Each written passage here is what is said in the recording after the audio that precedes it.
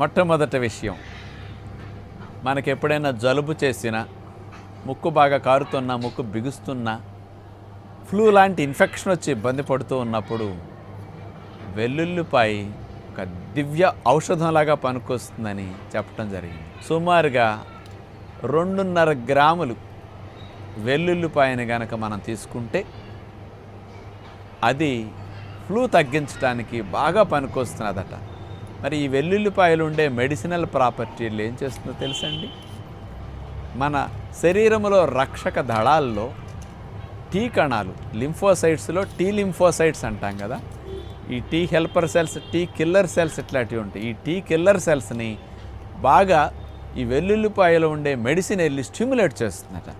అందుకని ఈ tea killer cells వెళ్ళి ముఖ్యంగా ఈ ఫ్లూ సంబంధించిన కారకమైన క్రిముల మీద దాడి చేసేసి